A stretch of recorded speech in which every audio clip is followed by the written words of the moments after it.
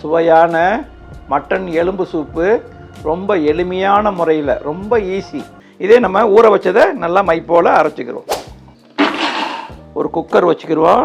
எண்ணெய் ஊற்றுறேன். தாளிப்புக்காக வாசனைக்காக கொஞ்சம் சோம்பு, சாம்பார் வெங்காயம் ஒரு 5 பச்சை மிளகா, மஞ்சள் தூள் போட்டுங்க, இஞ்சி பூண்டு விழுது, தக்காளி, உப்பு போடுங்க, கொஞ்சம் தண்ணி விட்டுக்கிறேன். கொத்தமல்லி புதினா கலந்து வச்சுருக்க ஊற வச்சு அரைச்ச பேஸ்ட்டு இதை அப்படியே சேர்த்துக்கிடுவோம்.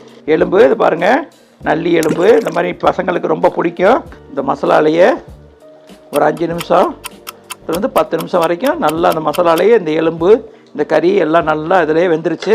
தண்ணி நல்லா தாராளமாக விட்டுங்க, எவ்வளோ தேவையோ அவ்வளோ தண்ணி விட்டுங்க. இந்த இதுக்கு தேவையான இப்போ செக் பண்ணி பார்த்து போட்டுக்கோங்க.